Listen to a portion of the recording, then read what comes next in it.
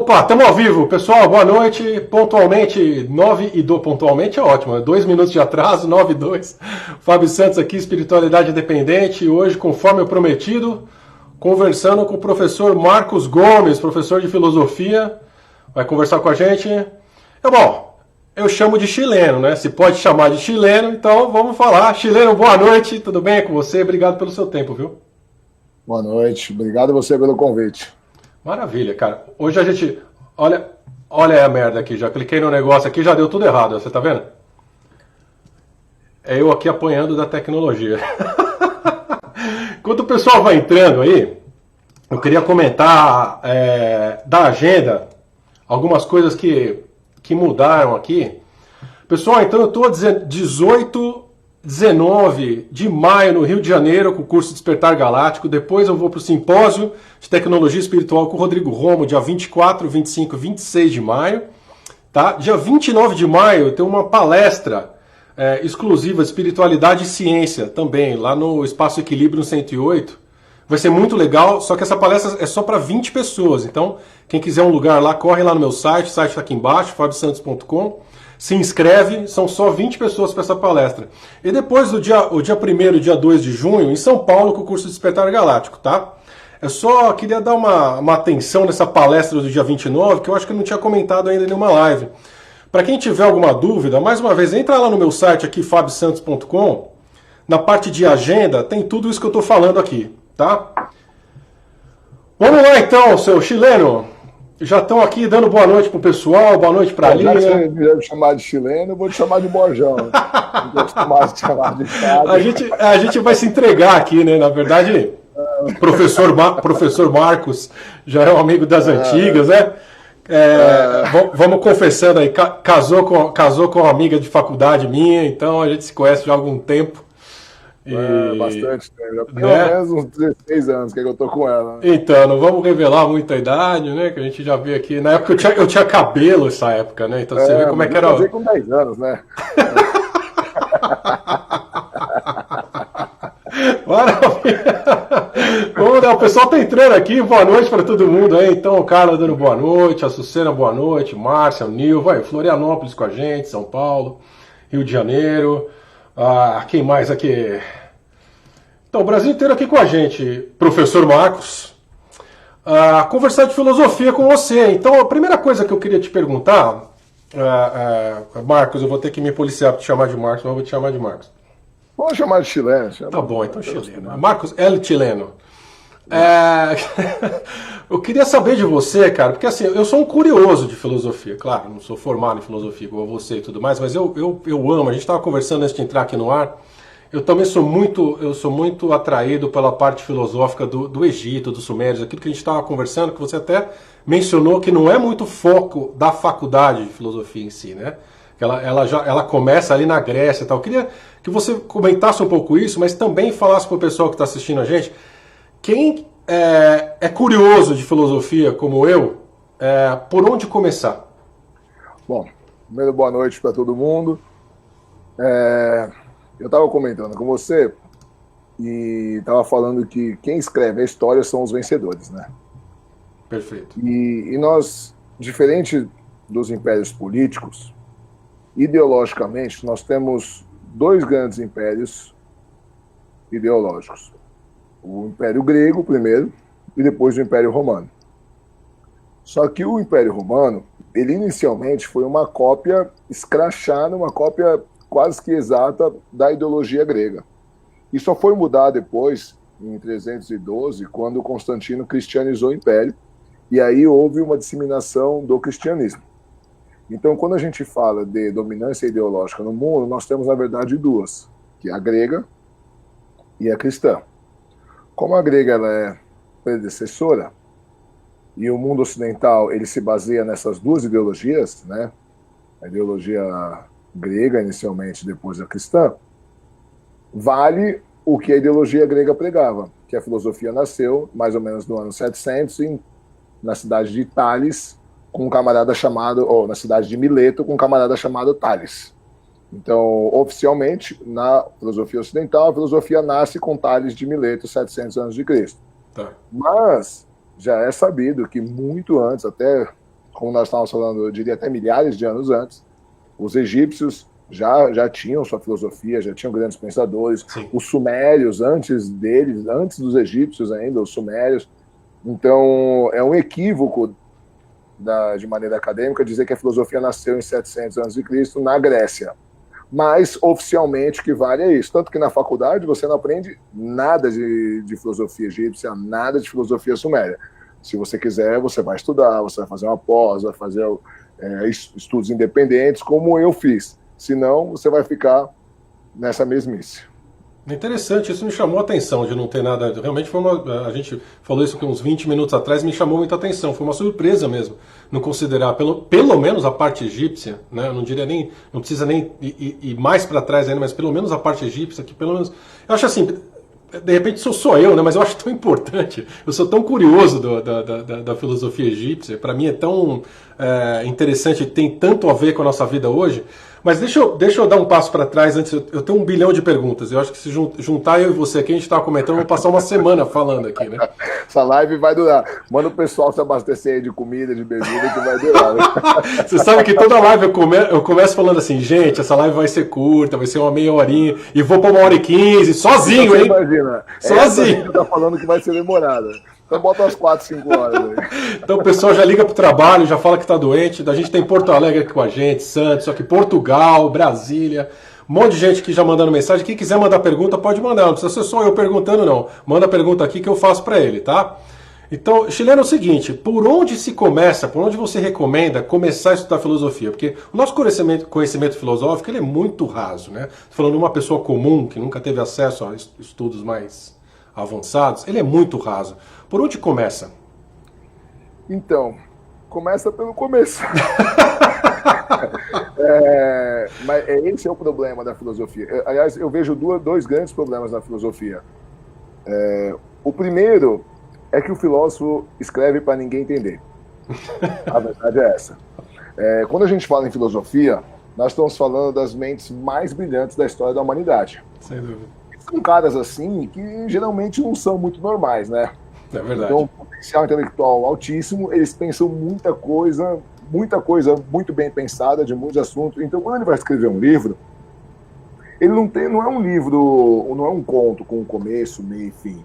Ele vai vomitando as ideias dele, do jeito que vem na cabeça dele, e vou falar o português claro, foda-se, se você entendeu ou não, não é o intuito dele. Então, quando você pega um livro de filosofia para ler, é difícil, é chato. E o outro grande problema é que a maioria dos professores, ele lê os filósofos, ele replica os filósofos. Então fica uma coisa complicada. Até porque no mundo acadêmico é bonito falar difícil, né? Principalmente na minha área que é filosofia, você vê os caras, doutor, pós-doutor, é legal ele escrever um artigo que pouca gente consegue entender. O que eu acho que, do meu ponto de vista, é uma imbecilidade, porque o que adianta você descobrir o sentido da vida e ninguém entender porra nenhuma?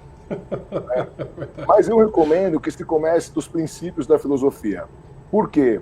Porque o conhecimento, em geral, conhecimento humano, ele é acumulativo. Mas principalmente o conhecimento filosófico, ele é sequencial. Então existem 2, 3 filósofos que falam sobre um assunto. Na sequência vem um outro que fala do mesmo assunto, mas ele pode ou confirmar, dar continuidade, ou pode contestar. Depois vem um terceiro e tenta fazer uma síntese. Então, na verdade, a história da filosofia começa assim. A gente começa com... Eu vou falar da filosofia oficial, tá? Para ficar mais fácil, que é a grega. Começa com Tales de Mileto, dizendo que a essência da vida era a água. Então ele sai da mitologia e ele começa a tentar achar respostas racionais para a criação do mundo e da vida. A gente vai ter os discípulos dele e alguns outros falando que a essência da vida é o fogo, é o ar, é o axé, é o fluxo. E aí a gente vai chegar em Parmênides e Heráclito, que vão causar um problema aqui. Vão dizer, os dois vão dar argumentos muito bons, mas eles dizem coisas que são contrárias, excludentes entre si. E aí, a partir desses dois, a filosofia começa a tentar resolver esse problema. Qual dos dois está certo, ou como fazer uma síntese dos dois. Então, e aí vão se desenrolando, né? Aí vem Platão, que dá a saída mais plausível, depois vem Epicuro, a gente vê Jesus, enfim. Então, se você não pegar essa sequência desde o começo, é muito difícil você entender Nietzsche, que vai nascer em 1900. Entendeu? É muito difícil. Outro dia um amigo que fez faculdade com meu irmão falou assim, cara, eu não consigo entender Kant. Kant é um Everest da filosofia, um dos caras mais difíceis, mas é 1800. E ele falou assim, eu falei, tem 2000 anos de pensamento anterior até chegar em Kant. Sim. Então vai ser muito difícil, de verdade, você entender Kant, você entender Bourdieu, que agora é do nosso século, entender, enfim, qualquer outro, se você não tiver as bases filosóficas lá do princípio. Eu entendi. Eu vou fazer um desafio aqui, porque algumas coisas que eu vou te perguntar, realmente eu vou pular. Não dá pra gente começar a falar desde o começo, mas eu acho. Bom, quem quiser procura, também tem essa, né? E... Bom, posso fazer um merchan até aqui? Eu ia falar do seu canal do YouTube agora, se é isso que você vai falar. Não, você fala melhor do que eu, porque eu achei fantástico. São vídeos curtos, e aí eu vou falar como consumidor do canal, porque quando você me passou o link. Eu falei assim, pô, deixa eu assistir. Você já tinha, eu acho que quando eu comecei a assistir, você já tinha uns 4 vídeos publicados. Eu não comecei desde a primeira semana. Então, para mim foi interessante, porque uma coisa que eu fiz de propósito foi o seguinte: eu assisti o primeiro e depois eu assisti o quarto. Entendeu? Eu sei que você fez na sequência, mas eu fiz uma coisa de propósito. Falei assim, deixa eu ver se eu consigo entender o que ele está falando, sem assistir na sequência. E eu acabei fazendo isso com vários vídeos, porque daí quando eu fui assistir o segundo, por exemplo, você já tinha mais uns outros publicados. Então, eu assisti na sequência, e aí assisti o quarto de novo quando chegou na vez do quarto, mas eu assisti picado também. Por exemplo, quando você lançou Jesus, eu vi que tinha Jesus, eu já fui direto no Jesus, eu estava no... todo mundo vai. Eu estava antes. E eu consegui entender. Então, uma coisa que você tem uma... Primeiro é o seguinte, você tem uma capacidade de síntese fantástica. Segundo... Você fala, entre os professores de filosofia, você fala fácil. Então, mas né? É o que eu ia falar. A ideia, eu criei esse curso e o professor Cortella, Mário Sérgio Cortella, ele fala, uma vez eu ouvi ele me falou pessoalmente num café e depois numa palestra dele ele falou a mesma coisa e eu achei sensacional. Ele disse assim para mim, olha, conhecimento e afeto são as únicas 2 coisas que, se não partilhadas, a gente perde. Quanto mais você partilha conhecimento e afeto, mais você tem. E a ideia do meu curso, esse curso que eu disponibilizei gratuito no YouTube, o canal se chama Traduzindo a Filosofia, porque a ideia é exatamente essa, pegar conceitos complicados, e eu tenho essa facilidade de pegar conceitos complicados e traduzir de maneira simples, que qualquer um possa entender. Então você não vai ver eu falando sobre... Veja bem, esse conhecimento é uma aporia ou é uma epígrafe. Eu não vou. Não precisa do dicionário do lado para assistir o vídeo. Exatamente, falar para que qualquer um, que a dona de casa possa entender. Que eu tenho uma empresa de segurança, eu tenho um monte de segurança que é meu aluno, online. Eu acho isso sensacional. Sabe? A ideia é essa, é popularizar um conhecimento de alto nível. Fantástico. Eu vou postar aqui depois que a live estiver pronta. Eu vou postar tanto no YouTube, o pessoal que está assistindo no YouTube também, e aqui no Facebook, o link da página do YouTube, a sua do YouTube, que eu recomendo muito. Só para começar do começo, como você disse, a filosofia, ela pega também toda essa parte de mitologia grega, então aquela parte de Zeus, a parte dos deuses, a briga entre eles, o relacionamento, o pai com o filho, com a mãe, com o avô, com o tio, ou não? Na verdade, ela não pega, mas a mitologia é importante para a filosofia. Qual que é a grande ruptura no pensamento grego? É exatamente a ruptura entre mitologia e filosofia. A mitologia, como qualquer crendice, como qualquer religião, ela pressupõe fé. Ou seja, você tem que acreditar porque você ouviu que é assim, você acredita e... Acabou. E não tem provas. Então, a diferença da filosofia para a mitologia é que a filosofia tenta usar raciocínio lógico, evidências, às vezes não existe evidências materiais, mas ela tenta usar um raciocínio lógico que possa explicar as coisas sem mitologia, sem fé. Essa vai ser a diferença entre a mitologia e a filosofia. Então, por que a gente diz que Tales foi o primeiro filósofo? Porque ele via que todo elemento vivo, quando morria, se decompunha e saía líquido. Fosse uma planta, fosse um animal, fosse uma pessoa.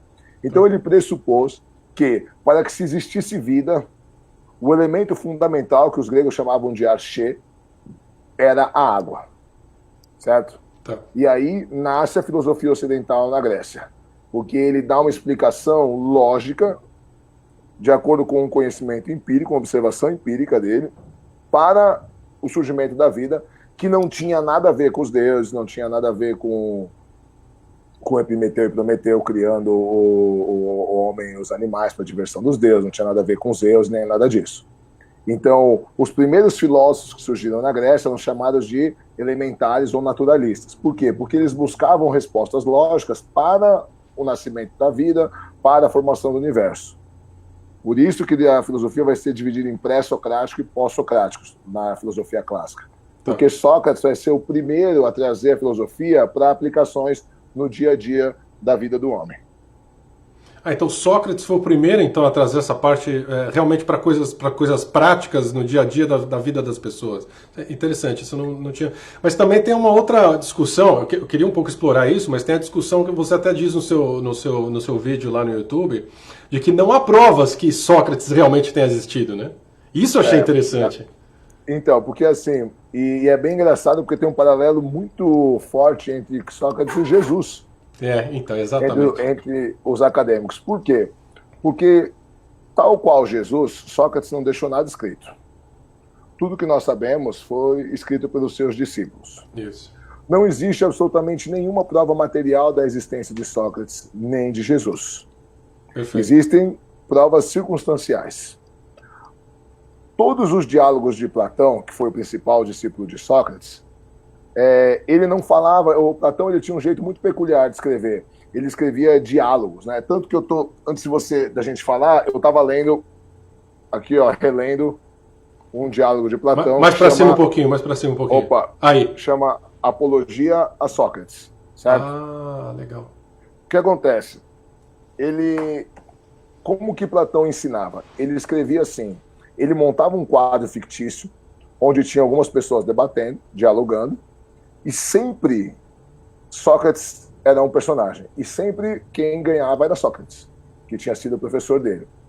Então, a gente deduz apenas que um determinado momento da vida deixou... Os diálogos de Platão são divididos em três. Diálogos da juventude, diálogos da meia-idade e da maturidade.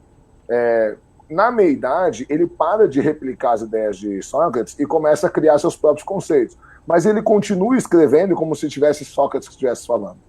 Ele nunca aparece Platão nos seus próprios diálogos. Entendi. Como eu acho isso, eu penso aquilo. Entendi. Então, existe uma teoria de que Sócrates, na verdade, não existe. Foi só um personagem inventado por Platão. Aceita-se que Sócrates realmente tenha existido, porque tem um outro discípulo de Sócrates, Anaximandro, que também escreve sobre Sócrates, e ele e Platão se odiavam. Eram dois discípulos que não se gostavam. Então aceita-se circunstancialmente que Sócrates tenha existido, mas existe uma teoria de que ele é só um personagem inventado por Platão. Assim como acredito que você vai querer falar mais para frente dessa mesma hipótese com relação a Jesus. Então não vou... Sem dúvida nenhuma. Não vou adiantar. Agora, não vou adiantar. É importante deixar claro, que eu já estou vendo alguns comentários aqui, algumas perguntas, não há nenhuma prova científica, nada concreto, realmente provado de que Jesus tenha existido. Né? Não se achou, sei lá, a peça de alguma coisa. Estamos falando de provas científicas, não estamos falando né? Então, não existe nenhuma prova material. Material. Como alguns faraós há 3.000 anos atrás. Isso. Só que você tem que levar em consideração uma coisa, o Bajão, o Fábio, desculpa. É o seguinte, não existe relatos também de nenhum historiador contemporâneo de Jesus de que tenha existido um líder judaico expressivo como a Bíblia diz de Jesus.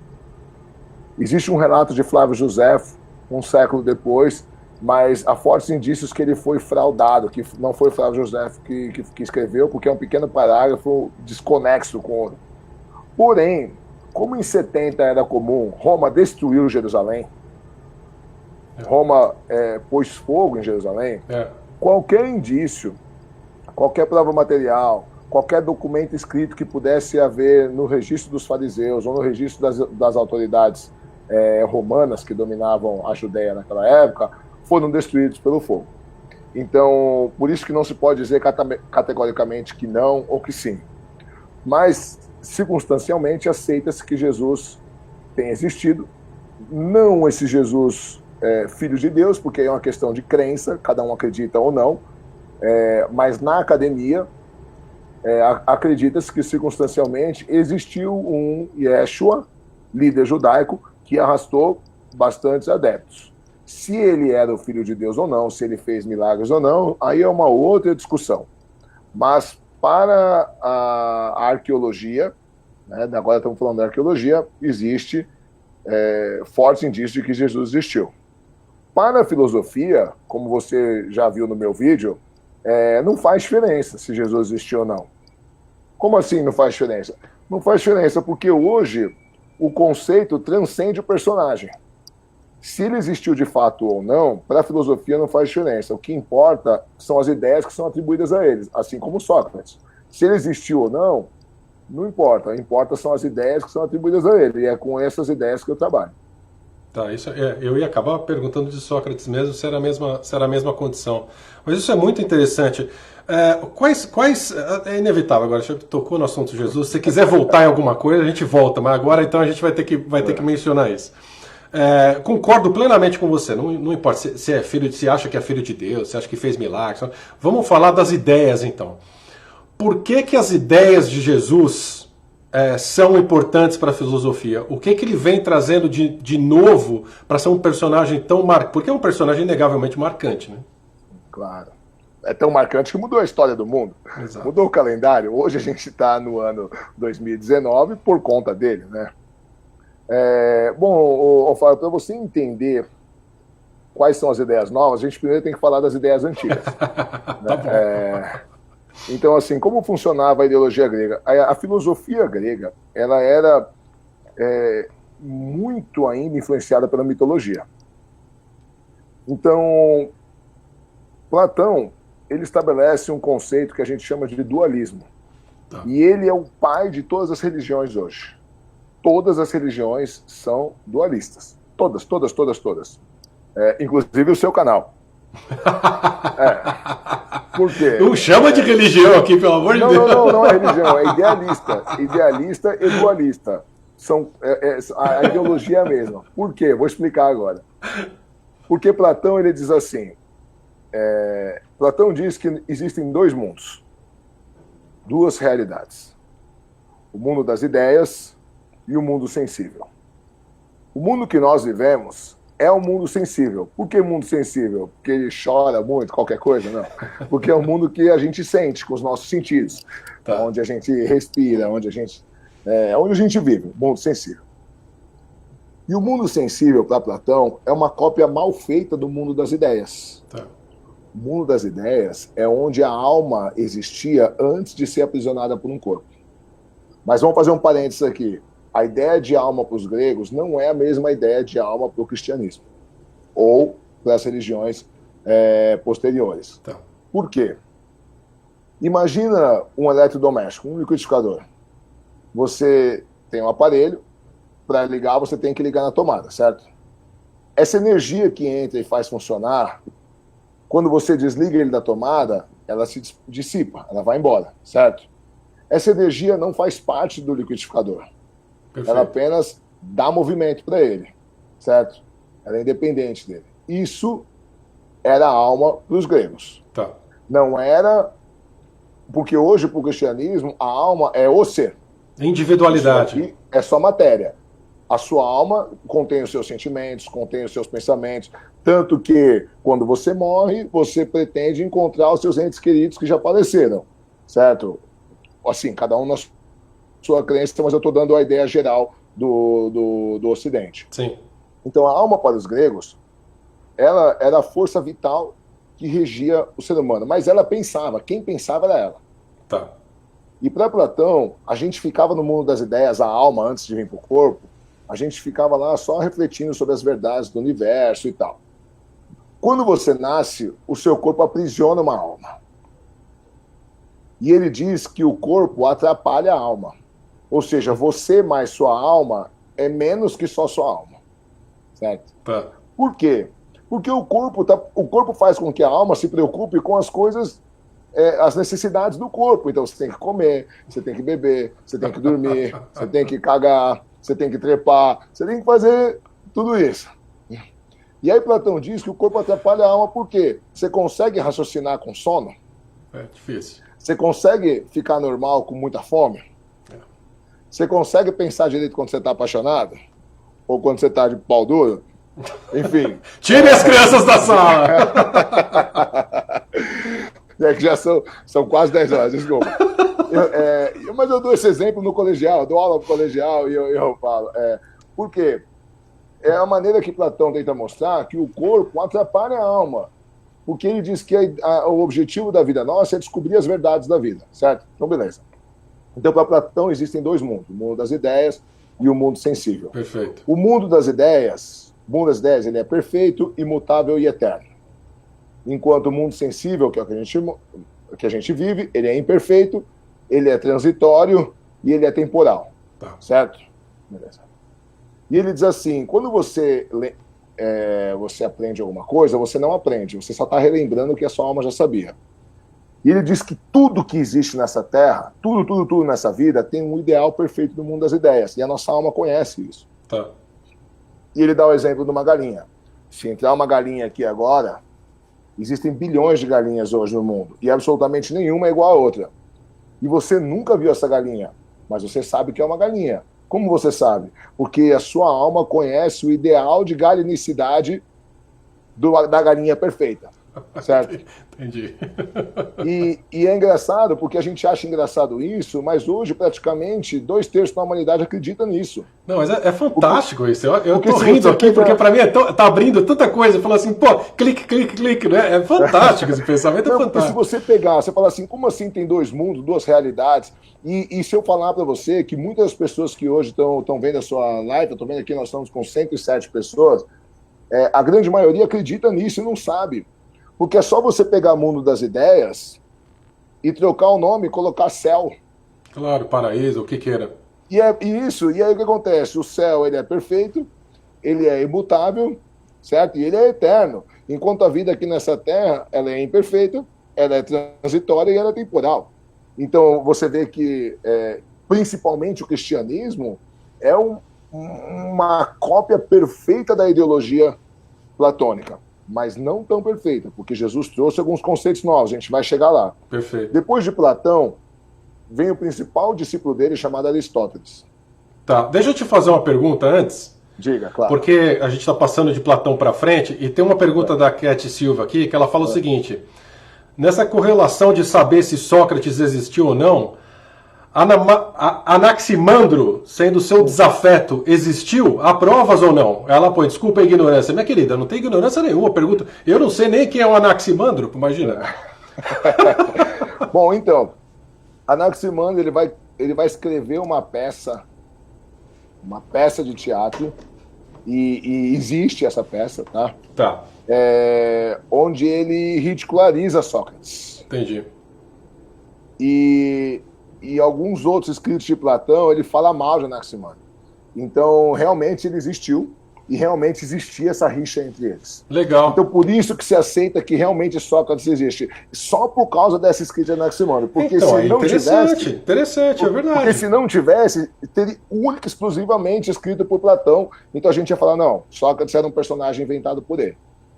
Certo? Fantástico, fantástico. Cat, tá vendo? Sua pergunta aqui acabou até a gente chegar à conclusão que realmente Sócrates existiu. É excelente. Legal, continuando, passando de Platão. Passando de Platão para Aristóteles. Aristóteles vai dizer que a vida boa, o homem só consegue alcançar seu objetivo na vida se ele encontrar a eudaimonia. E eudaimonia era o pleno desenvolvimento das suas habilidades. Hoje é traduzido por felicidade, mas é um complexo muito mais amplo que eu nem vou entrar, porque senão é meia hora para poder voltar onde a gente está. Mas, assim, o objetivo da vida para Aristóteles, a bem grosso modo, era achar o seu lugar no cosmos.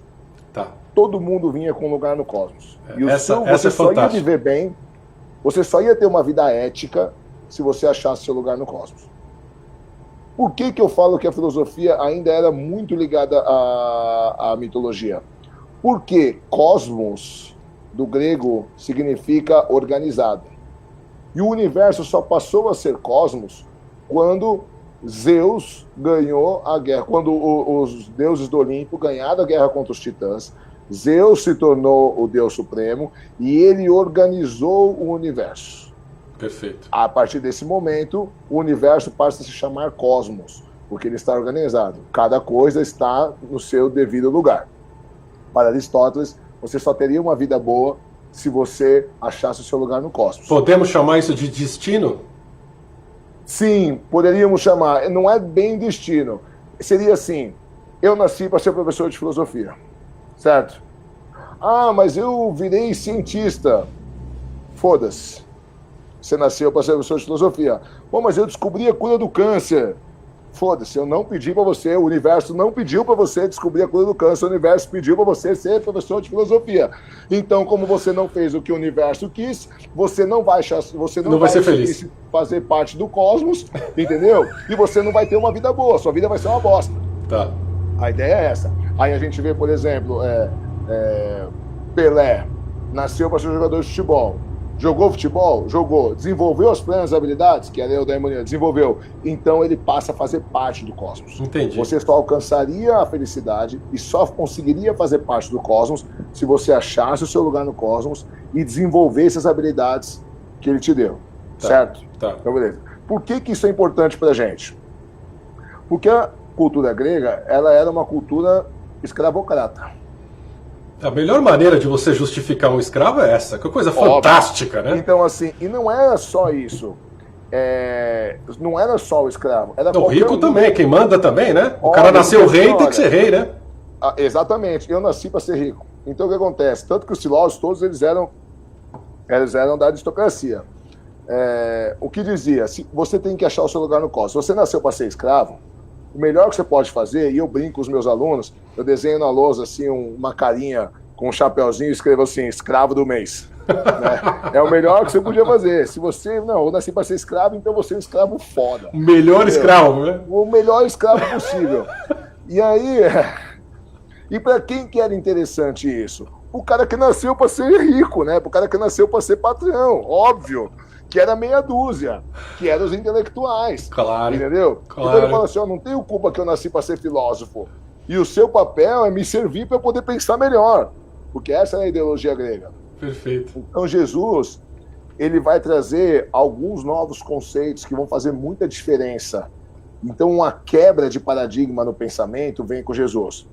Primeiro, não existia um conceito na ideologia grega de um Deus pai, um Deus amoroso, tal. Pelo contrário, se você lê a Ilíada, se você lê a Odisseia de Homero, se você lê todos os livros de mitologia grega, os seres humanos, eles foram criados para divertir os deuses. Perfeito. Tanto que os deuses adoravam guerras. Na Guerra de Troia, porque tem inclusive o filme com um cara que é super parecido comigo, o Brad Pitt, né? É igual. Igual. O meu penteado foi baseado no dele aqui. Então, se você vê o filme ele é muito aquém do livro de Homero, porque no texto original conta os deuses participando da guerra. Então um deus ficava de um lado, então os deuses se divertiam com as guerras e tal. Perfeito. Os deuses gostavam de descer para transar com os humanos, transavam com animais, enfim.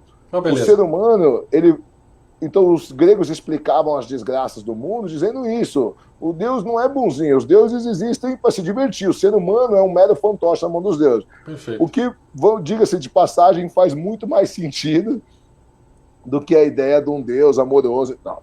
Enfim, completamente. Quando Jesus chega, ele fala assim, não tem esse negócio de lugar no cosmos, de você nasceu para ser escravo, tem que ser escravo. Todos são iguais perante Deus.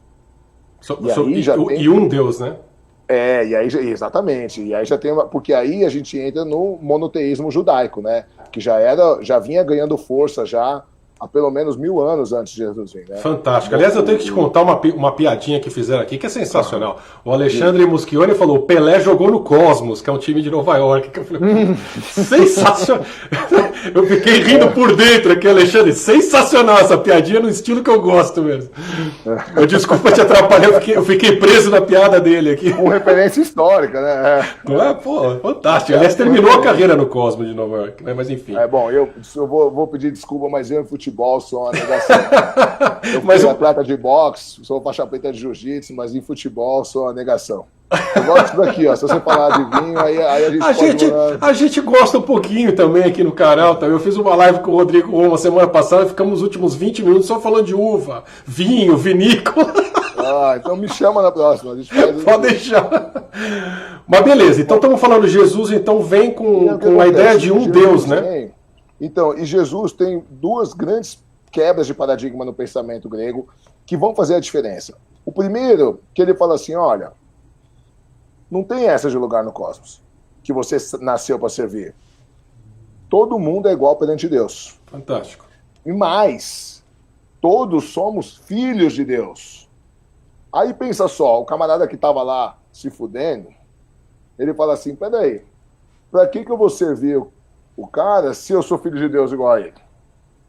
E tem um detalhe muito importante, que é até um pouco pesado, mas a história não conta, porque como eu disse, a história é contada pelos vencedores. Qualquer cultura escravocrata, como existiu em todo o mundo desde de sempre, exato, o amo, ele tinha prerrogativa total sobre o escravo, inclusive sexual. Então, inclusive a gente vê, mesmo no relato bíblico, Abraão não conseguia engravidar, a sua esposa Sara, porque ela era estéril, e ela dá a sua serva Agar para que seja concubina dele. Exato, né? exato. E não tem na Bíblia um relato se ela perguntou para Agar se ela queria dar para Abraão, se ela queria ter filho. Não tem. Porque ela tinha direito sexual sobre a escrava, entendeu? Ela mandou... Sim. Agora você imagina um amo que é pedófilo. É uma coisa assim importante da gente pensar. Então, quando você pega um escravo que sofria de todas as maneiras, e aí vem um camarada e fala assim, não, mas perante Deus todos são iguais. Então ele fala, opa! Eu também posso. Eu não preciso então estar aqui me ferrando. Mas tem uma coisa mais importante, o Fábio, que é o seguinte. Para os gregos, a ideia de eternidade era assim, você achou o seu lugar no cosmos, então a sua matéria vai fazer parte do cosmos. Quando você morrer, o seu corpo vai virar grama, vai virar saco de boi, entendi, vai virar fechadura. Então concorda que não era uma ideia de eternidade, nossa, muito agradável. Porque a alma, lembra que a alma era igual à energia? Você morreu, a sua alma não era você. Você volta para uma fonte, né? A alma volta para a fonte e você é sua matéria. Uma matéria inanimada. Então, na verdade, o grego estava cagando se depois ele ia virar comida de boa, enfim. Jesus vem e ele traz um novo conceito. Ele fala assim, mas espera aí, tem outra coisa. Além de todos serem filhos de Deus, quando você morrer, você vai continuar vivo. Mas você vai continuar vivo no céu. E melhor, com seus pensamentos, com as suas lembranças, e vai reencontrar as pessoas que você ama, que já morreram. É tão do caralho isso. Imagina uma mãe que perdeu um filho. Eu, por exemplo, que não tenho a minha mãe, pensar em reencontrar a minha mãe. Então, assim, é tão do caralho, é tão absurdo de bom, que eu chego a desconfiar que é bom demais. E aí, quando Jesus chega, por isso que Nietzsche vai dizer que o cristianismo é platonismo para as massas. Por quê? Porque Jesus pega, e aí depois a gente vai falar disso, que não foi bem Jesus, né? Jesus ele deu a base, mas quem vai fazer isso, na verdade, depois é o apóstolo Paulo. Quem cria a teologia e a congregação cristã não é Jesus, o apóstolo Paulo. Sim. Até porque Jesus era judeu, Jesus não era cristão. Exato, claro, não tinha como ser. Não tinha como ser, óbvio, ele era judeu. E ele diz, eu vim para cumprir a lei, né? Então ele veio para ser judeu. Então o que acontece? A filosofia grega ela era para a aristocracia, para quem tinha dinheiro. Com a vinda de Jesus, e com essas duas diferenças no pensamento platônico, são duas pequenas diferenças, mas que fazem toda a diferença, começou a se disseminar tanto na classe, nas bases da sociedade. Por que nas bases? Porque a elite não tinha pretensão de mudar. Porque a ideologia Claro. grega estava ok para a elite, óbvio. Claro. Não queria mudar. Mas se disseminou de uma maneira tão grande que ele começou a ser perseguido pelo Império Romano. E aí, o professor Leandro Carnal, ele tem uma expressão muito legal, que ele diz assim, que no caso de religiões existe o efeito chantilly. Quanto mais você bate, mais cresce. É verdade. E se disseminou tanto que em 312, Constantino foi obrigado a cristianizar o Império Romano, senão ele ia perder. Exato. Né? Exato. E aí a gente começa a nascer uma outra ideologia dominante no mundo, que é a junção da filosofia grega com as novas ideias do cristianismo.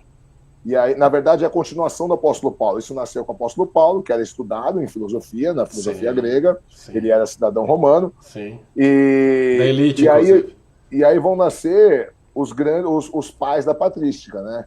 Aí nasce primeiro Santo Agostinho, que começa sensacional. Depois, na sua frente, a gente vai ter a escolástica com São Tomás de Aquino e uma série de outros. Inclusive, no meu canal, a gente fala Santa Hidegarda e uma série de outras que vão construir toda a teologia da congregação cristã, agora condizente com a fé cristã, condizente com a teologia grega, que é predecessora de Jesus.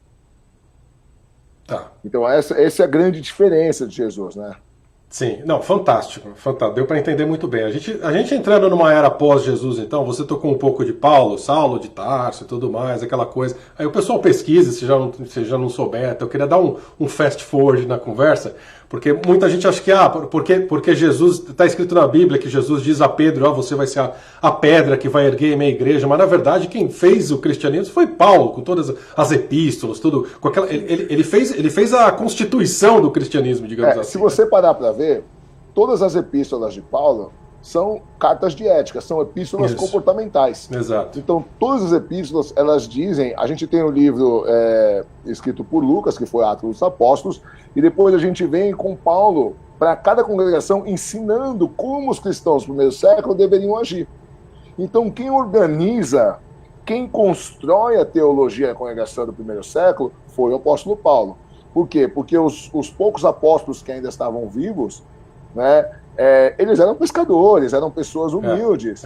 E o cristianismo ele se disseminou na classe humilde. Né? Então, Saulo de Tarso, depois chamado Paulo, ele vai pôr ordem na casa. Né? E existiam várias dissidências dentro do cristianismo mesmo. Claro. Cada lugar que estava se disseminando estava começando a agir de uma maneira. Isso. Então Paulo ele junta o que eles chamam de corpo governante, né? Junta um grupo do que remanescia dos apóstolos e de líderes cristãos, e ele cria então uma carta de comportamento, um conjunto de regras para unificar o comportamento cristão. Tá, a minha pergunta vai ser simples. Quando que desandou? Depende do que você encara por desandar, né? Pra mim já desandou, aí já desandou, meu amigo. No Paulo já começa a desandar, né? Enfim, o que vai acontecer? Paulo, ele era uma figura política, né? Paulo, embora ele fosse judeu, o seu pai tinha comprado a cidadania romana. Então, como cidadão, para você ter uma ideia, 2/3 da população de Roma, do Império Romano, não tinha cidadania romana. Então, ter-se cidadania romana era uma coisa realmente importante. Eles tinham algumas prerrogativas, inclusive até de apelar a um julgamento do próprio César. Paulo, ele já era alguém importante no contexto histórico, político, social da época. Tanto que após a morte de Estevão, que ele acompanhou, ele passa a ser chefe da perseguição dos cristãos. Sim, ele começa a se empenhar nisso, né? E aí a gente tem o naufrágio dele e tal, e depois ele indo para Caná, na Galileia, ele cai do cavalo, aparece a luz, segundo o relato da Bíblia, e aí ele se converte ao cristianismo. Isso. Mas ele já tinha noção de organização sociopolítica. Total. E ele começa, então, a coordenar os cristãos. Tanto que, como eu disse, eles se espalharam tanto na sociedade, começaram a fazer tanta diferença no Império Romano, que em 312 Constantino cristianiza o Império, né? E aí se começam os concílios para saber o que entra, o que sai do cânon bíblico ou não, enfim. Você não acha que é aí que dá uma desandada de vez, não? Então, eu acho que antes, mas realmente aí, quando a política mistura com religião, que tá a bosta, né? Porque uma coisa é você crer, você tem todo o direito de crer, eu tenho o direito de crer ou de não crer, e é onde a gente pode ser amigo da mesma maneira. Quando você coloca a religião no meio, se eu sou ateu e eu tô regendo de acordo com a minha não crença, eu não vou te favorecer, certo? E se você, como religioso, está fazendo uma política voltada, não que você seja, um exemplo, para a sua religião, você vai desfavorecer os que não são da sua religião. Exatamente. Porque se você acha, um exemplo, que uma religião afrodescendente vai te levar para o inferno, como que você vai criar políticas para facilitar isso? Exatamente. Entendeu? E você começa a usar a religião para manipular, para governar. Exatamente, né? Que infelizmente é o que está acontecendo no Brasil. E você é muito esperto, você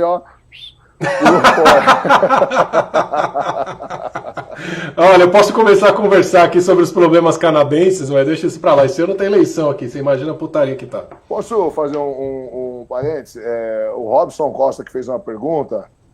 Bem legal. À vontade. Também tem a Silvia. Eu tô olhando. A Silvia falou de Freud aqui, eu ia segurar um pouco, porque o Freud tá lá na frente, então, né? Mas se você quiser responder, responde. Ô, Silvia, eu fiz uma palestra esses dias. Deixa eu só falar pro pessoal que não tá lendo, a pergunta é assim, Marcos, por que as teorias do psicanalista Freud se tornaram tão fortes na cultura ocidental? Essa é a pergunta da Silvia. Então, Silvia, na verdade, o Freud é tido como o pai da psicanálise. Eu vou fazer um parênteses aqui só para explicar, à vontade. Que eu gosto bastante também. Como se tivesse descoberto, né, criado a psicanálise, e não foi, né? Quem criou foi o Dr. Joseph Breuer, o sistema de catarse, mas era uma coisa muito crua. Eu encaro o Freud como o pai da psicanálise porque ele desenvolveu ela assim absurdamente. Ela pegou um conceito do Dr. Breuer que era bem cru e ele é um monstro, né? Ela se desenvolveu muito na cultura ocidental porque ela começou a explicar o comportamento humano que até então nunca ninguém conseguia explicar. Eu dei uma palestra esses dias na Faculdade Cruzeiro do Sul, essa semana, quarta-feira, uma palestra sobre o abuso das mulheres, uma palestra minha que chama Mulher Segura. E não é um curso de defesa pessoal. Na minha palestra, eu ensino como se forma a psique de um abusador, como que se forma um borderline, como que se forma um estuprador. E todos eles têm explicação em algum distúrbio na formação da personalidade. Então, quando a mulher conhece como funciona a psique, fica muito mais fácil ela prevenir o ataque. E eu ainda não publiquei no meu canal, na verdade, além do Traduzindo a Filosofia, eu tenho um canal pessoal que chama Chileno Gomes, e a hora que eu tiver o material, que o audiovisual me mandar da palestra inteira, eu vou publicar no meu canal, então fala para ela ficar acompanhando. Não, eu replico aqui também, sem problema nenhum. Vai lá curtir seu canal também. Deixa eu te fazer uma pergunta relacionada a isso. Qual que é o limite, a fronteira, não seria o limite, seria a fronteira da psicologia com a filosofia? Porque esse assunto me parece... Se eu fosse procurar alguma coisa, talvez eu procurasse mais na psicologia, no que você está falando. Como é que é a convivência das duas? Bom, João, entendo o seguinte. Todas as ciências nasceram da filosofia. Todas. Absolutamente todas. A matemática, a botânica, a medicina, até as não ciências, como a astrologia, enfim. Todas as ciências nasceram da filosofia. Tudo que era estudo era filosofia. Então, na Grécia, o cientista era os filósofos. Tanto que existem autores que dizem que depois de Platão e Aristóteles, nunca mais se falaram nenhum assunto novo. Nunca mais se falou. Interessante. Não, porque os caras, de qualquer assunto, os caras já falaram. É impressionante. Mesmo que você ache que não, tem uma base no platonismo e no aristotelismo. É verdade. E eu fico muito chateado que eu vejo hoje em dia grandes gurus ficando milionários, ganhando muito dinheiro como se fossem inovadores, e o cara tá pegando conceitos dos filósofos, dando uma maquiada e falando como se eles tivessem pensado aquilo. Perfeito. O que acontece? A psicologia... ela é a filha caçula da filosofia. Tanto a psicologia como a psicanálise. Depois da psicanálise vai surgir a psicologia. Mas, assim, ela não deixa de ser filosofia pura, mas uma filosofia aplicada à psique humana. Tá. Coisa que a filosofia já tratava. Tanto que existe hoje o filósofo clínico. Existe um curso de filosofia clínica que o filósofo pode atender em consultório, inclusive. Olha só! Por quê? Porque a psicologia nasceu da filosofia. Tanto que eu considero o Freud um grande filósofo e outros grandes pensadores que falaram da psique humana. Para você ter uma ideia, Nietzsche, muito antes de Freud, ele já tinha desenhado todo o padrão de inconsciente. E, inclusive, existem livros que dizem que Freud plagiou Nietzsche. E eu acho que não, porque eu acho que o conceito de inconsciente em Nietzsche é muito mais refinado do que no próprio Freud. Eu acho que Freud pecou em algumas coisas. Mas, enfim, essa é a explicação de por que hoje a psicologia, a psicanálise tem tanta aceitação. Porque ela começou a decifrar alguns comportamentos que a gente não conseguia explicar até então. Tá. Então, hoje, um exemplo, como eu falei da minha palestra, né, você vê uma criança vê o pai batendo na mãe, certo? E aí ele odeia isso, né? Ele vê a mãe chorando e tal. Quando ele cresce, ele replica. Por quê? Porque é o que a gente chama de identificação positiva. Ele replica o padrão. E o contrário, ele analisa aquilo e é de maneira inconsciente. E o contrário, como é que funciona?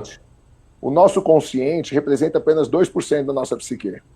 O que a gente pensa, o que a gente consciente, decide, sim, né? perfeito. O consciente. Sim. O inconsciente é todo o resto. Sim, perfeito. Então existem dois padrões. Ele pode fazer um reforço positivo e um reforço negativo. O reforço negativo é que ele faz o contrário. Ele fala, eu nunca vou encostar na minha mulher. E aí o que acontece? É o cara que vira o corno manso, né?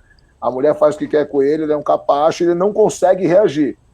Por quê? Porque ele fez uma identificação negativa com o pai. Então, são pequenas coisas que Freud começa a desembaraçar na psique humana e começa a explicar comportamentos que a gente não conseguia explicar. Tá, certo? Interessante. Essa era a minha pergunta, você acabou respondendo. Eu queria responder a do Robson aqui. Isso, eu ia falar agora para você. Eu falo assim, vai lá. Por que Jesus teve que mostrar para os guardas, por que Judas teve que mostrar para os guardas quem era Jesus? Ele não era conhecido? Bom, quem é cristão costuma crescer ouvindo, por exemplo, meu pai é pastor há 40 anos e eu fui treinado para ser missionário quando eu era pequeno. A primeira vez que eu li a Bíblia inteira eu não tinha nem 10 anos e eu já li a Bíblia inteira acho que 6 ou 7 vezes, agora eu já nem lembro. Outro aqui. Então, assim, a gente cresce ouvindo que a Bíblia ela não se contradiz em absolutamente nenhum momento. Nossa Senhora! Porque é uma...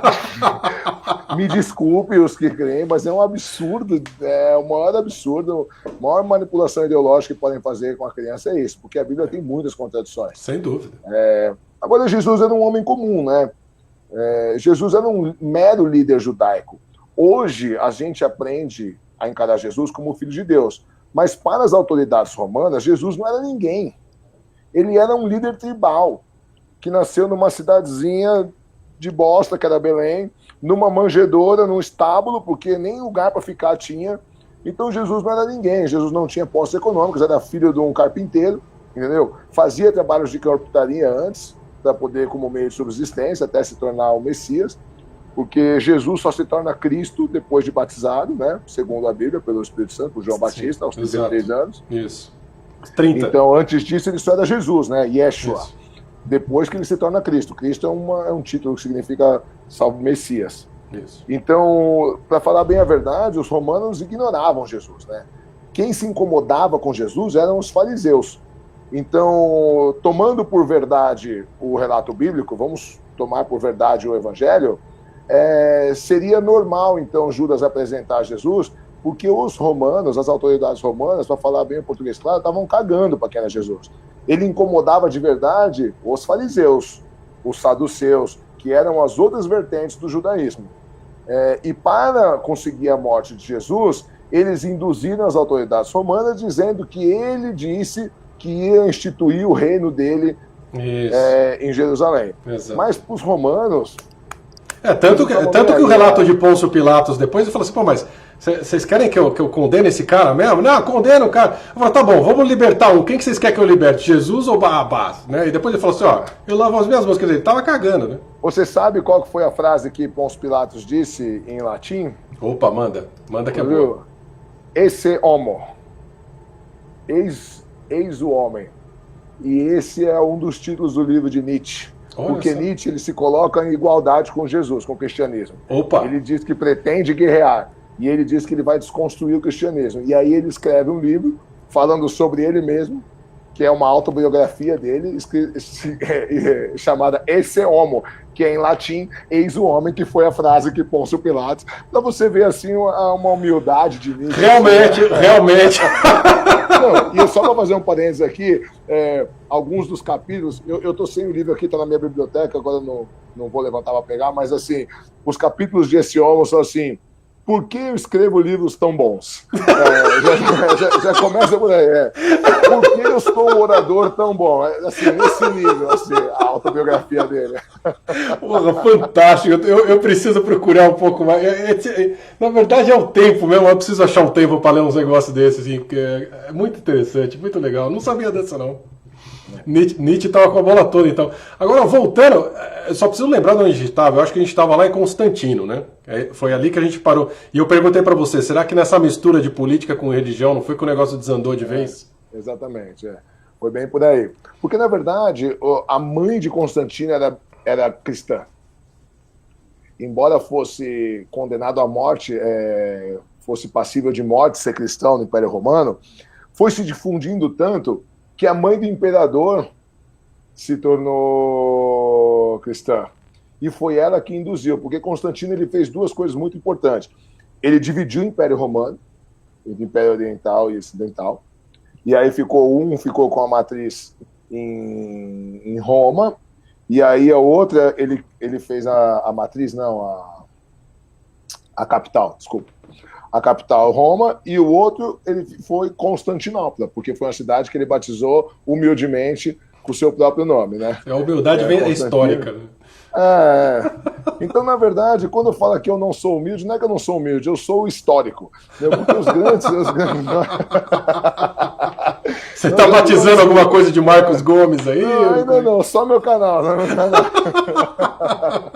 Não, eu não tenho nem como eu ser arrogante aqui em casa. Eu tenho uma mulher e 2 filhos. O único que opina, o último que opina aqui sou eu. Né? Puta que pariu. E você conhece bem minha mulher. Você conhece minha mulher mais do que eu, cara. Você tem mais tempo do que eu, né? Você já conhecia ela antes de eu a conhecer. Né? Eu posso atestar que realmente você não manda nada na sua casa. Porra nenhuma. Muito bom. Eu tô vendo, o pessoal tá comentando algumas coisas aqui. Eu queria tirar o máximo possível do chileno. Eu tenho até 6 horas da manhã. Aliás, às 5 eu vou treinar. Porque eu sei que muitas pessoas estão querendo fazer a comparação do que a gente vem estudando junto e tudo mais, mas eu queria ter a visão dele sobre as coisas. Depois a gente pode continuar aqui 3 anos comentando. Eu quero um dia fazer uma live com você e eu vou te provar que a morte não existe.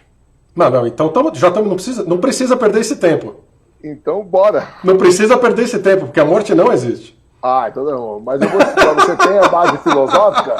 Mas você tem a base filosófica de que a morte não existe? Igual a sua, não. Mas com certeza vale a pena essa live. Cara, é legal, hein?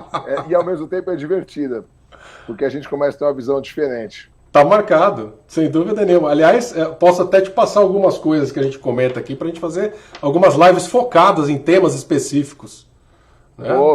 Com todo prazer. E eu acho essa base fantástica. Eu tinha alguma coisa. Aliás, tem alguma coisa de Platão, Aristóteles, sempre me chamou a atenção. Platão sempre me chamou muita atenção, né? Eu estava comentando com você sobre até no meu livro, e aí é o clássico, né? Você disse o Platão, o pai de todas as religiões. Eu não falo de religião, mas a alegoria da caverna de Platão, né? E você tinha falado ali, é o início, então, desse debate de dualidade. É isso mesmo? Ele explica o mundo sensível e o mundo das ideias com a alegoria da caverna. E eu vejo muitos intelectuais hoje falando uma cagada gigante, assim, que eles falam o mito da caverna. Não é mito, né? Eu vejo o cara, doutor, pós-doutor, falando uma merda dessa, porque tem uma grande diferença, e eu estudei muito mitologia, uma grande diferença entre a alegoria e o mito. Sim. Jesus usava muito alegoria também. Isso. Alegoria é uma história criada por alguém para explicar alguma coisa. Um conceito, certo? sim. Como é o caso, algum conceito. O mito, ele não tem autor definido. Perfeito. Certo? E o mito, ele se cria em um povo, em gerações. Então, um conto que vai sendo contado, quem conta aumenta um conto, né? E eles vão sendo contados por comunidades e tal, e o mito ele se forma dessa maneira, até uma hora que ele ganha um corpo e ele mantém um padrão, mas de tempos em tempos ele muda. Então, o legal do mito é isso, porque ele é um conceito criado por uma nação, por uma geração, ou por várias gerações, certo? Enquanto a alegoria, não. A alegoria é uma figura de linguagem, né? Para a gente poder explicar algum conceito. Então, Platão, ele usa a alegoria da caverna, que você disse muito bem. Eu estava só esperando você falar mito para eu poder... Não. Aliás, vou conferir no livro se escreveu alegoria. Eu escrevi alegoria sim, hein? Olha aqui.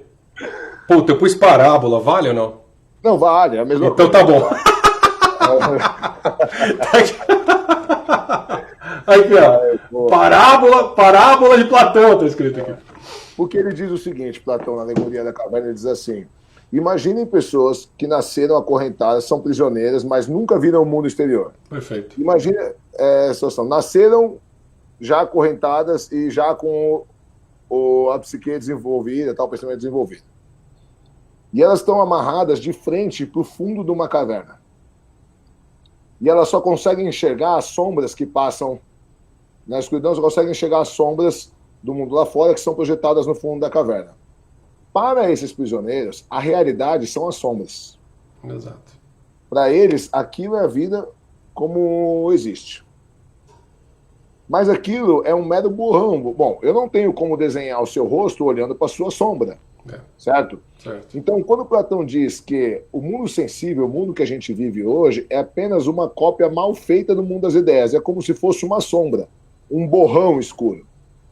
E aí, na alegoria da caverna, ele diz que um dos prisioneiros consegue se soltar dos seus grilhões e sai para o mundo lá fora, para a luz. Quando ele sai, primeiro que ele fica cego. Por quê? Porque ele não está acostumado com a luz do sol. À medida que ele vai se adaptando a vista, ele vai entendendo o que aconteceu. Que o mundo de verdade é a cores, é tridimensional, é muito mais vívido, é dinâmico, e que aquilo que ele via eram apenas as sombras. Então ele, na sua avidez da descoberta, ele volta para a caverna para contar para os seus companheiros que aquilo não era nada. E o que os companheiros fazem com ele? Matam ele. Claro. Matam ele. Por que Platão usa esse final trágico?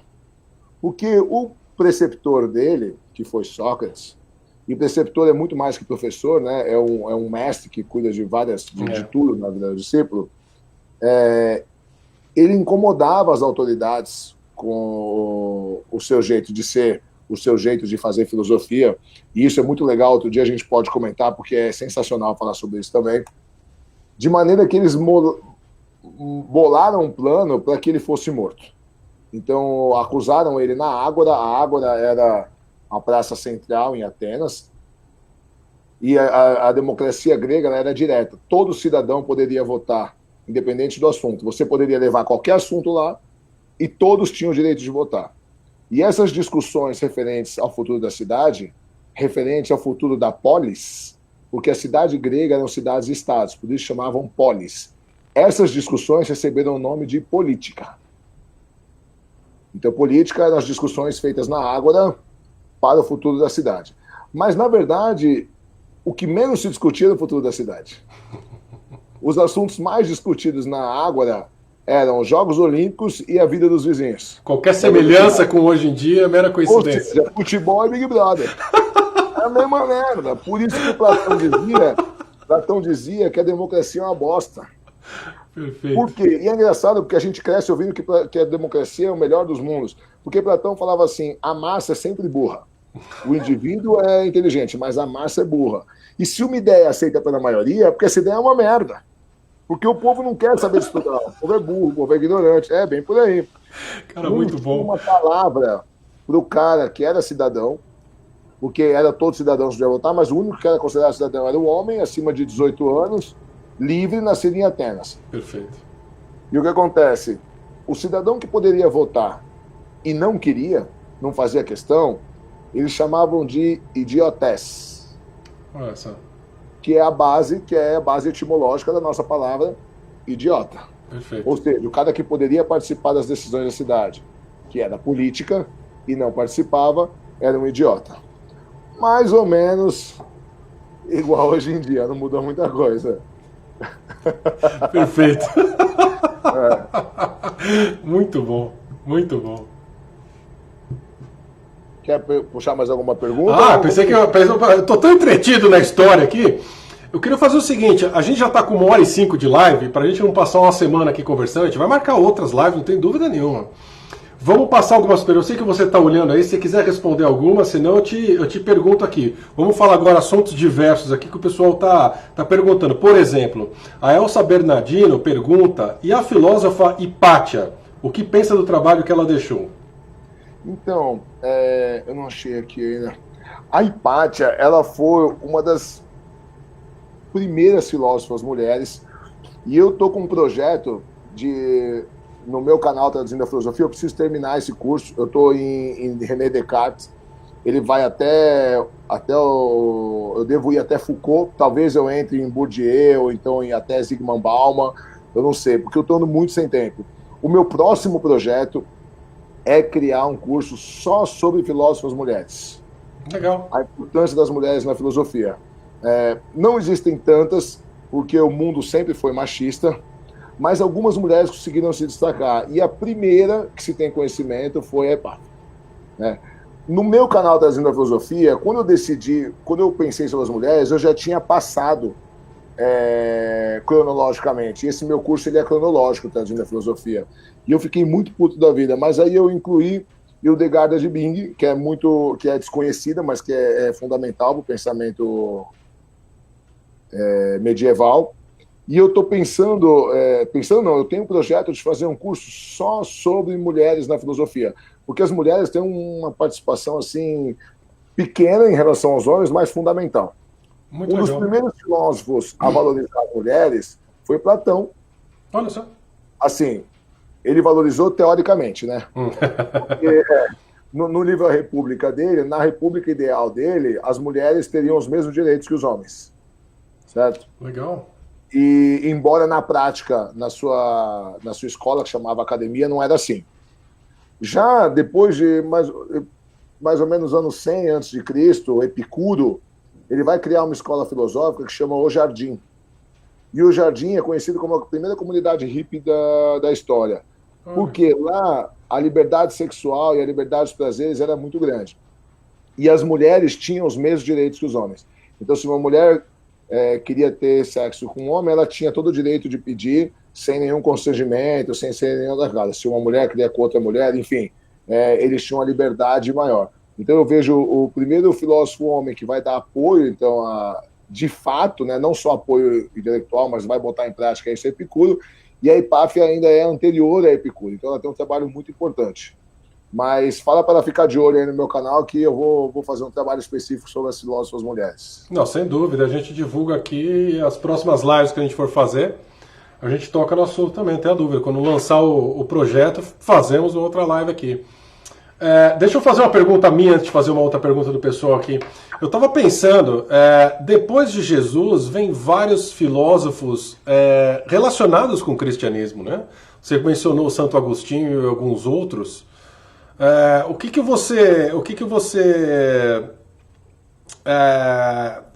Qual seria a razão que você acha para isso? Seria a mesma influência cristã no mundo? Ou seria o que meio monopólio dos pensamentos através de todo o governo cristão? Na verdade, foi o que eu te falei. A gente acaba conhecendo a filosofia ocidental porque é o que nos rege hoje, né? Mas a filosofia árabe, ela correu em paralelo de forma brilhante. Tanto que o nosso alfabeto ele se chama indo-arábico, né?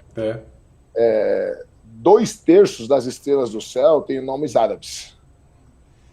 Então, assim, na Idade Média, que começou lá em 384, mais ou menos, depois de Cristo, logo depois que Constantino cristianizou o Império, vai até mais ou menos 1500, começo do Renascimento, é o que a gente chama aí, 1000 e poucos anos a gente chama de Era da Escuridão. Exato, isso. A filosofia ficou muito restrita, porque é difícil se pensar bem de maneira restritiva.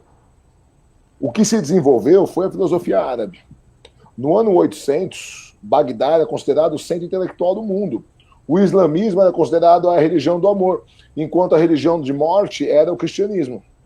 E o cristianismo fez um mal muito grande para a humanidade, porque para impor o cristianismo, você precisava destruir ideologicamente a religião da onde você dominava. Isso a gente vê bem visitando os sites históricos, né? A gente vê que aonde foi conquistado por cristão, arrebentou e construiu uma igreja em cima.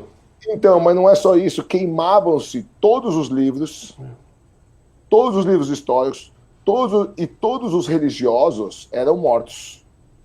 Religiosos nativos, né? Das religiões nativas. E aí você criava a primeira geração órfã, criada por padres, criada por freiras, tal, com a ideologia cristã, ou os que tinham se convertido. Então, a gente perdeu séculos, milênios de conhecimento, e alguns grandes incêndios, como a Biblioteca de Alexandria e outros grandes incêndios que me foge à memória agora.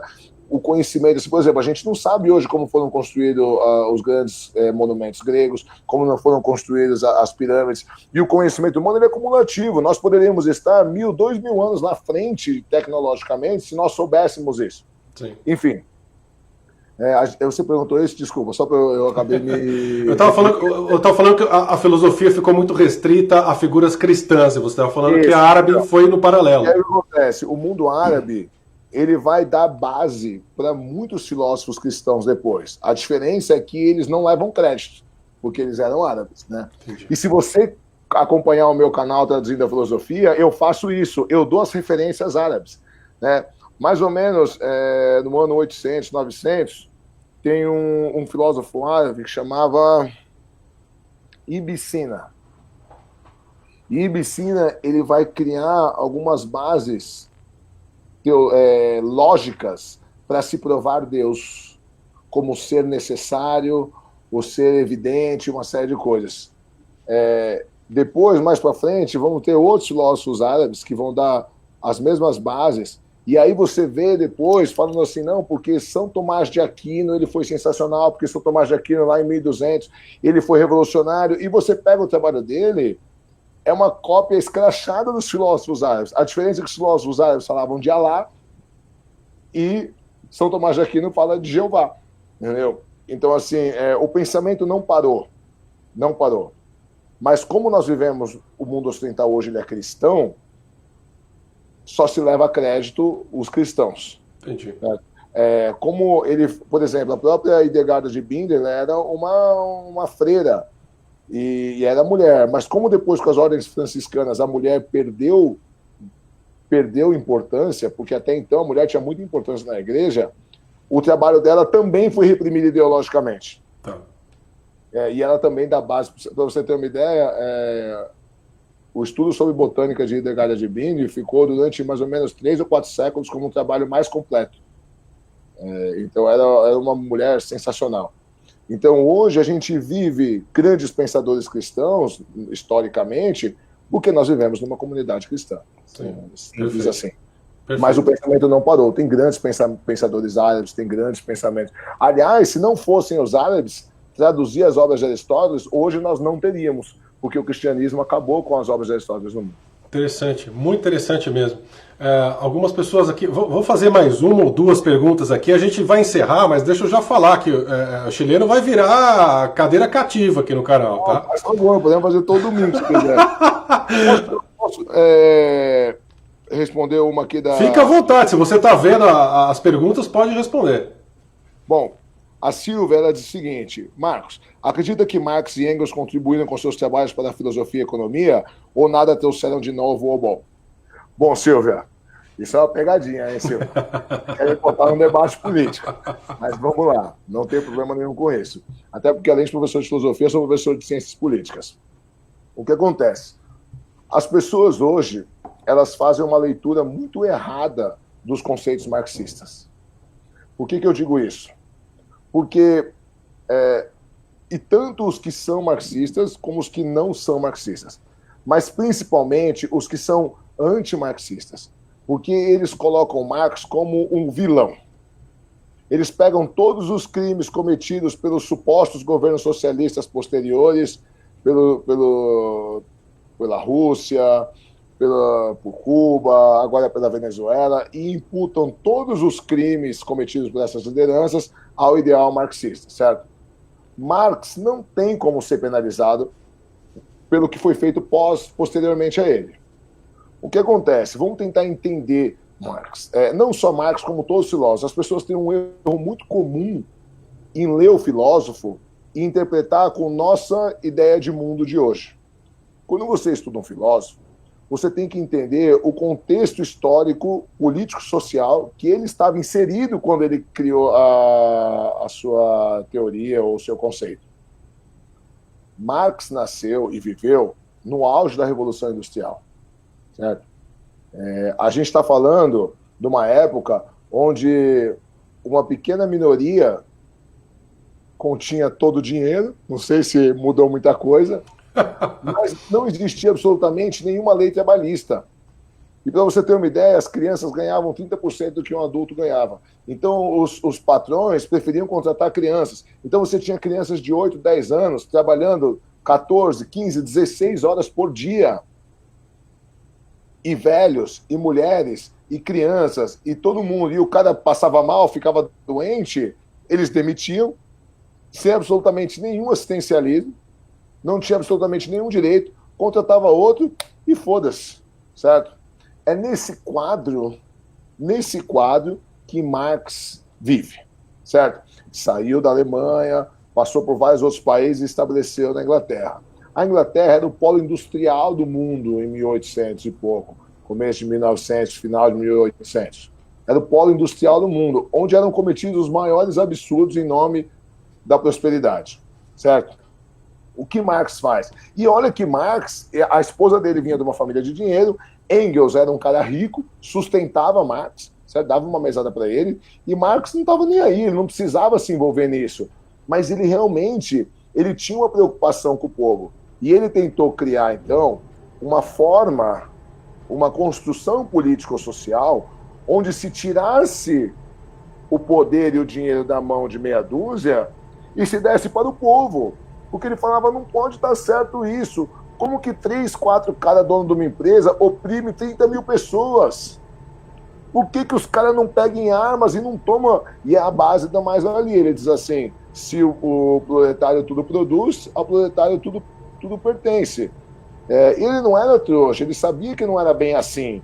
Ele sabia que teve um capital de investimento, ele sabia que tinha um risco de mercado, uma coisa que depois Mises vai falar lá na frente. Enfim, economicamente, a teoria socialista de Marx, ela não é uma teoria fundamentada economicamente, mas ela tem uma base ideológica muito forte, porque ele falava assim, não é possível, foda-se que o cara investiu dinheiro. O que gera renda é o trabalho do proletário. Porque se o cara ficar com o dinheiro dele guardado debaixo do colchão, não vai gerar renda, certo? O que faz o dinheiro do cara que ele investiu render é o trabalho do proletário. Então é inconcebível que ele trate o proletário do jeito que ele trata. E vamos deixar claro que eu não sou marxista, eu tenho os meus parentes do marxismo, porque eu acho que a premissa inicial dele está errada, mas eu não vou entrar nisso agora. Mas só para deixar claro que eu tenho certeza que influenciou muito a economia, Silvia, porque até hoje a gente tem briga ideológica. A gente acabou de ver nossas eleições aí, ela era praticamente isso, direita contra esquerda.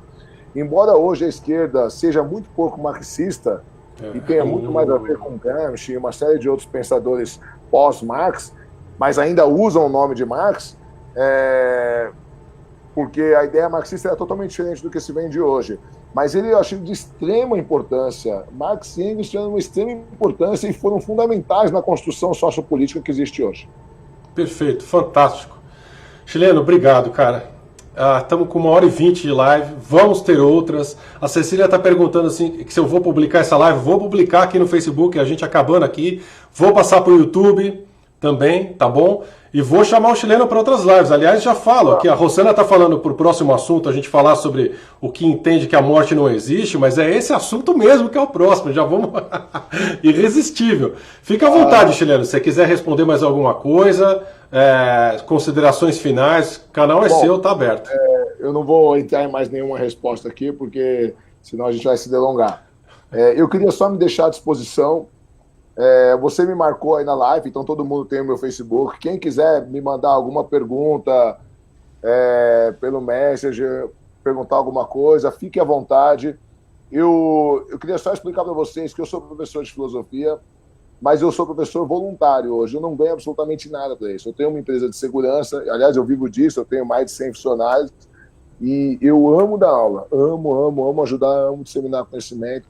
Então, todo mundo fique à vontade, se precisarem, se quiserem, no que eu puder. Só não garanto que seja de imediata resposta, porque minha vida é uma loucura, mas eu estou à disposição. E, Fábio, muito obrigado. É sempre bom conversar com você, seja aqui, seja só nós dois, mas aqui é legal porque a gente pode, né, mostrar para outras pessoas nossas considerações. E eu estou à disposição, quando quiser. Não, certeza, cara, imagina, a gente que agradece o conhecimento, né? Que, aliás, não só o que eu estava falando, né? Sua capacidade de síntese, raciocínio e trazer isso de uma forma fácil, mas eu acho que você deve ter consciência disso. A filosofia não é um assunto do nosso dia a dia, né? Aliás, e não é, você está entendendo o que eu estou falando? Quer dizer, o estudo da filosofia, né? Buscar na fonte como você faz e está fazendo, não é algo que normalmente a gente faz. Eu estou vendo vários comentários de pessoas falando assim, eu nunca me interessei por filosofia, eu nunca me importei e tudo mais, e estou gostando. Quer dizer, na verdade, a filosofia é mal vendida, né? Mal vendida. Cara, eu não sei se você conhece, mas eu tive um professor que é um ator, sabe? Ele chama Clóvis de Barros Filho. E assim, eu sempre fui muito, até pelo meu treinamento na igreja, né? Sempre fiz muito discurso e tal, então eu sempre gostei muito de falar e simplificar. Mas depois que eu tive aula com ele, eu olhei e falei assim, é isso que eu quero fazer da minha vida, sabe? Disseminar conhecimento, pegar conceitos complicados e conseguir mostrar para as pessoas que não é tão difícil assim. Tem como a gente entender, e quando você começa a entender, você deixa de ser manipulado.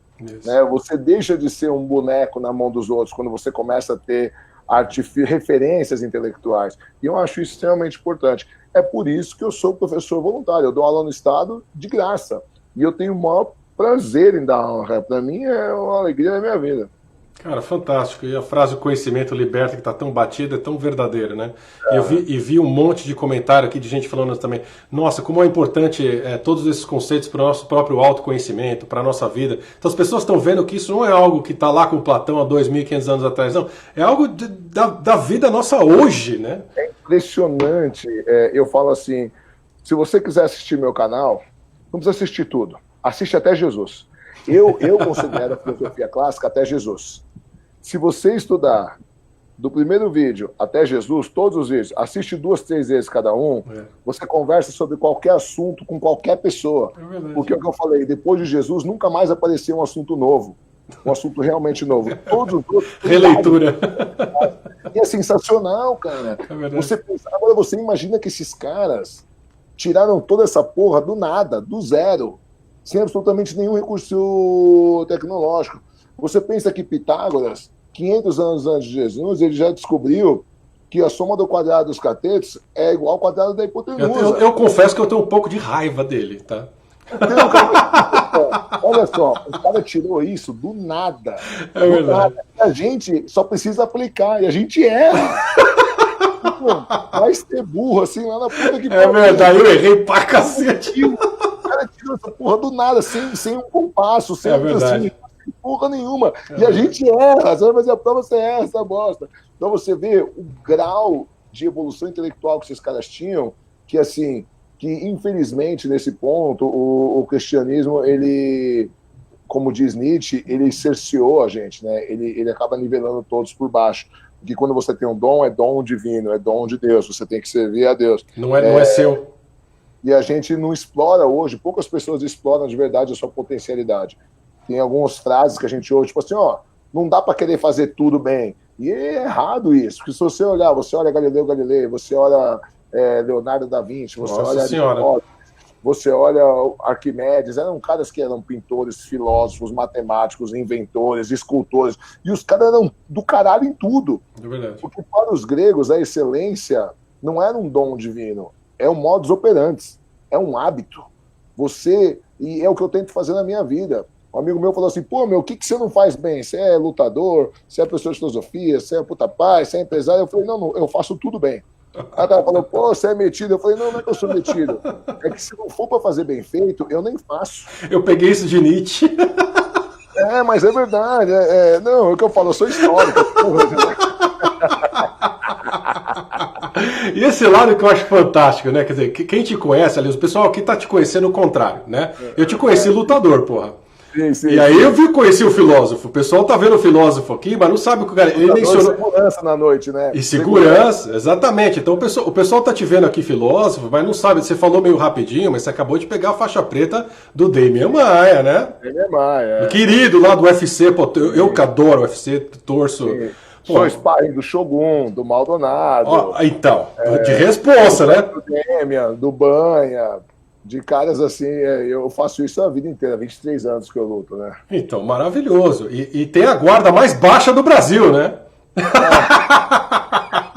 Eu tento imitar o Floyd Mayweather, a diferença é que ele consegue sair dos golpes e eu apanho. Mas ele funciona bem pra mim, Você coloca uns vídeos no Instagram lá que até arrepia. Eu que tô me aventurando no boxe, eu sou aventureiro, né? Eu não, profissional zero. Na hora que eu vejo você com a guarda, eu falo, gente, vai vir uma porrada na cara dele já. Mas eu confio muito na minha esquiva. E mesmo quando eu vou tomar um golpe, eu consigo virar o rosto. Então eu tiro o poder de impacto do golpe. Pelo menos eu tento, né? Nem sempre dá certo. Sensacional, cara. Então, Chileno, pô, obrigado mesmo, cara. Obrigado mesmo aqui em público, né? A Tânia falou que odeia lutas sangrentas. Tânia, a luta é o esporte menos violento que tem, sabia? Menos que futebol, menos que as séries guiosas. Porque você sobe lá, você sabe que o cara vai te dar soco na cara, você vai dar soco na cara dele, só que acaba e vocês são amigos. No futebol, não. Os caras se matam, os caras depois brigam. A luta você já tá no contexto, já tá no script. É verdade. E nem toda sai tanto sangue assim, poxa, não é assim. Um pouquinho só, né? Mas enfim. Machuca mais no treino, viu? Imagino. Imagino. Maravilha, cara. Obrigado mesmo, valeu. A gente vai com certeza fazer outra. Já falamos um dos temas, que a morte não existe. Essa eu tô interessadíssimo. E tô aqui para escutar, cara. Entendeu?